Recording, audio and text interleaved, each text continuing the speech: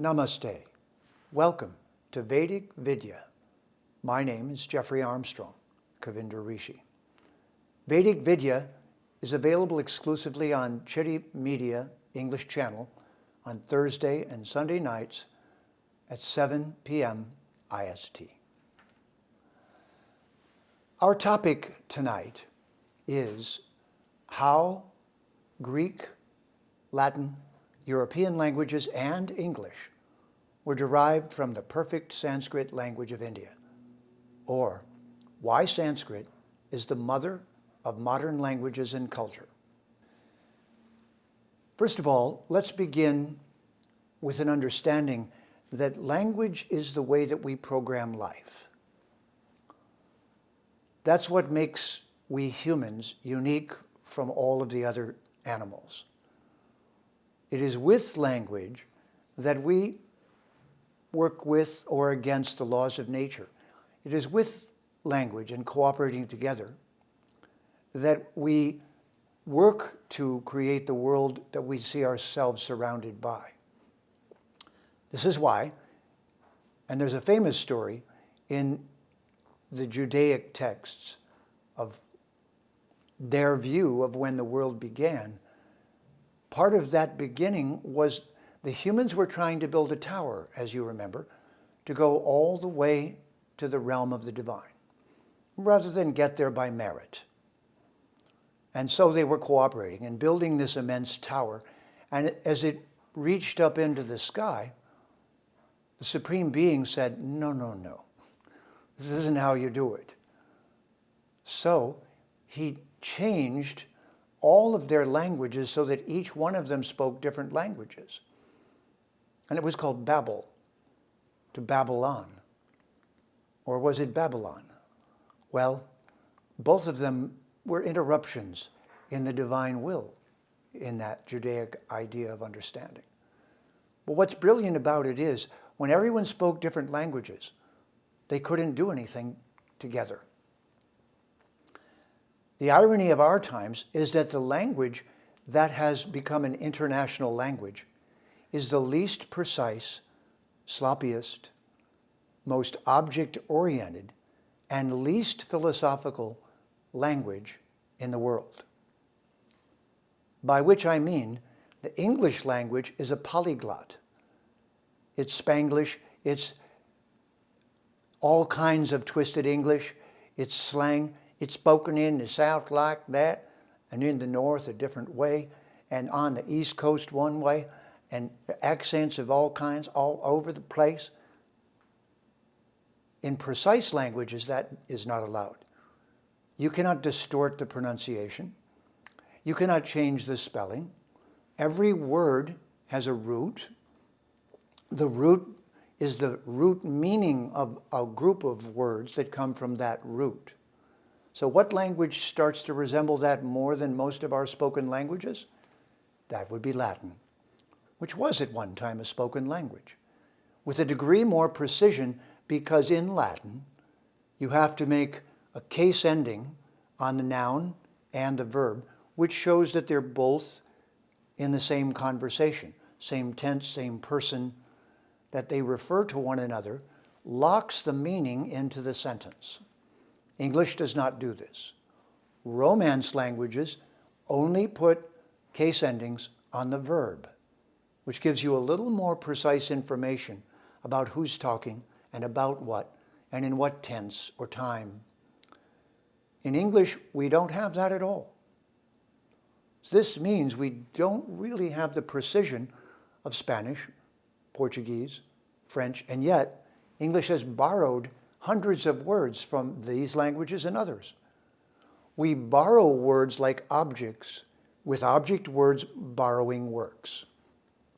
Just gives you another word for the object. There the problem doesn't arise. As soon as we're talking about meaning, then precision in what we say is essential. This is why, during the time of the earlier Renaissance, that the English language experienced, at least a couple thousand Latin words were just dumped into English so it would be a smarter language, so it could do science. To put it differently, English couldn't do science until Latin was dumped into it. So, prior to Latin was Greek, and the Greek was an intermediate step between a connection. That connection would take us back to India and Sanskrit. Let me give you an example. In Greek, the word for education was educare, means to bring out from within. So if you're educating someone, the Greek method is you try to extract something from them, implying the truth is there, you help them find it, the truth is in them, you lead them to it, help them bring it out. Our modern word is education. Education has nothing to do with bringing out what's inside, per se. It doesn't assume you already are a knowing being. Greek did. Education now means to pile knowledge on top of the student without any explanation per se. It's just a subject, and it's mostly, again, about objects. That's why religion was separated from education, because Christianity and Islam and Judaism are all called faith-based religions. So faith was separated from education, and education, educare. Now, those words come from another word, the Sanskrit word, which is adhikari. Now think about this for a moment. Adhikari means the degree of wisdom that is inside of the student from the things they've done in their previous lives. Did I forget to say that in the progression from Greek to Latin to English, reincarnation was thrown out. By who? Christianity.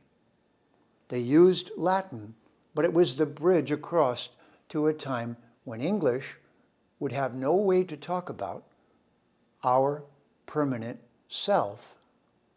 So Sanskrit is from a civilization that views all of us as immortal beings on an adventure here within matter, and that our education begins this lifetime where it left off in our last lifetime. And the job of the teacher in that case is to extract that level, to stabilize that level of learning, and that's the grade you're in. The grade you're in is not just first, second, third, fourth, fifth. It's actually how much awareness you bring in with you this lifetime.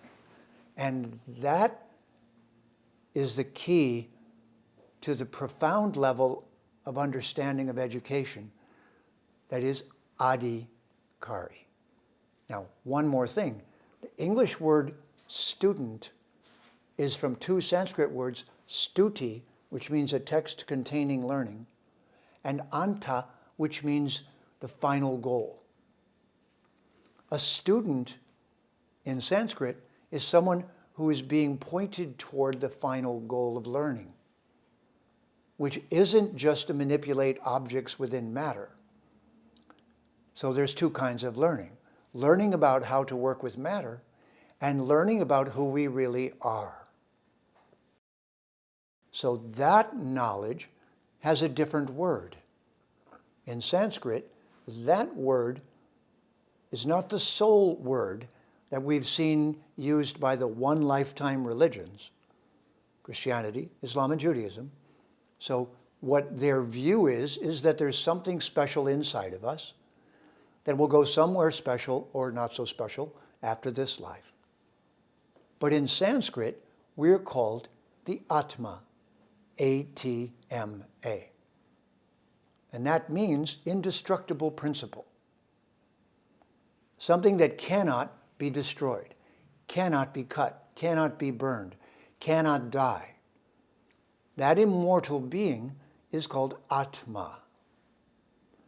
Now it's altogether possible that Adam and Eve is Atma And in Sanskrit, it's called jiva, an air-breathing atma. And that this was a metaphor in the Hebrew text, in the Jewish way back text, referring to the immortal being coming in contact with matter.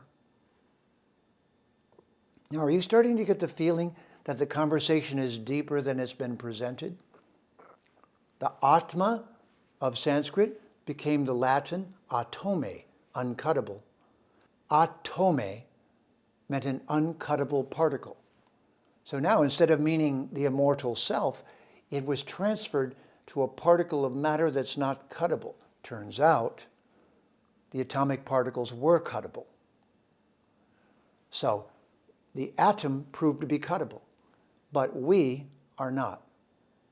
Now, the reason I did that little segment was to show you how the conversation changes when you have a language like Sanskrit, which has words rooted in very profound meanings that bridge both intellectual learning and self-actualized who am I learning. So Sanskrit teaches us both science in relation to matter and science in relation to who we are. To do that, it was necessary to make, now so think of this, that all of the traditions of the world come forward with something they say was revealed to them. It's a revelation, was given to them divinely. And this is why in India, everyone respects everyone's idea of divinity because they say, well, that's your experience. I honor that. That's what this is. It says, I honor the fact that you have particular visions that are profound, ideas that are important to your understanding of who we are. But would you like to have more of those ideas, is the question. If you're a scholar, the question is, have you learned enough? Do you stop reading books, or do you keep going? So let me present this to you very simply. The Sanskrit language is so perfect that its grammar, its roots, its pronunciation, and its poetry have not changed perceptibly in thousands and thousands of years. This means that in India there is a library of knowledge, thousands and thousands of books that are being passed forward for thousands and thousands of years. So picture an entire library memorized and passed forward. And about 7,000 years ago, according to the history of India, it was written down so it wouldn't get lost in this most precise language. Now, as a scholar, why would you not be interested in this? Well, there's only one reason. If religion takes over education, and the religion only believes in one lifetime, then it will be prejudiced against thinking any other way.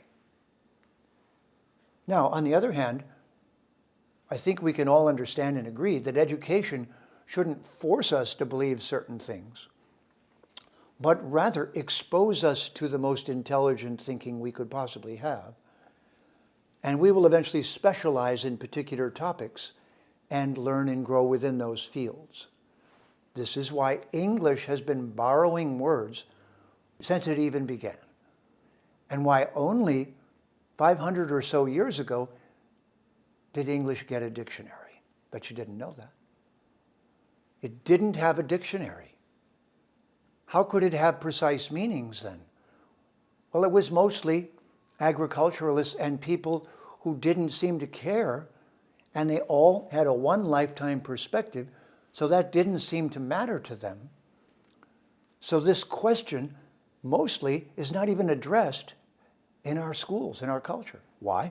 Because education in English is already prejudiced away from learning anything else unless it comes in as the property of Western civilization. Explaining to you why linguistics was hampered by colonization. Why you don't already know this. And if you think this is too complex a language, then I guess life is too complex for you to think about. Or would you like to have more words that are scientifically precise to describe more realities that you're perceiving. Well, if so, you learned Latin. Ah, did you think I was going to say Sanskrit? Well, maybe. And if you learn Latin and find out that it's just dumbed down Sanskrit, and that so was Greek, dumbed down Sanskrit, dumbed down means if you could have the most intelligent language, why wouldn't you? If you could have the most brilliant programming language for your computer, why wouldn't you? Would you say, no, that programming language was invented in Russia or China or somewhere I don't go to? Or would you say it crossed the borders? It doesn't have borders, it's just knowledge, it's just truth. So language is supposed to lead us that way, and this is why, if you're hearing me, you will say at the end of this talk, how do I learn Sanskrit?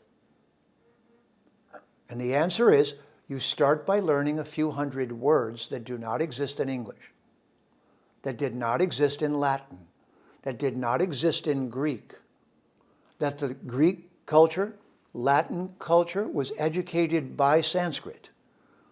It was their mother, and they said, you know, that's a little too scholarly, think we're going to dumb it down. So they dumbed it down a little bit, and now the result is Latin is called Italian. And English is dumbed down one step further from the Romance languages, Italian, French. When the French colonized England, there was a big kerfluffle. It was really traumatic socially, because the French knew they had a more brilliant language, and that English was a sloppy kind of dirt farmer's language. But it took hundreds of years for them to assimilate, and that's why there's so many French words in English. Eventually, French didn't absorb a lot of English. English absorbed a lot of French, just like French and Italian and Portuguese and Spanish were dumbed down Latin. And Latin was not as smart as Greek. And the reason that Sanskrit's been left out of this equation is strictly political. It's because finding out that the culture, history, civilization of India is first of all brilliant, second of all precedes by thousands of years Judaism, Christianity, and Islam. So right there, if you've been taught by anyone that the world is the age of your religion, you've been lied to. Pure and simple. And it wasn't science that proved that. It was a science that got its knowledge from India that proved that. I'll quote Carl Sagan before we conclude. There's a video, look it up, Carl Sagan in India at a temple of Shiva. And the Shiva temples are these oblong, football-looking rocks. They're called Shiva lingas, and they sit upright.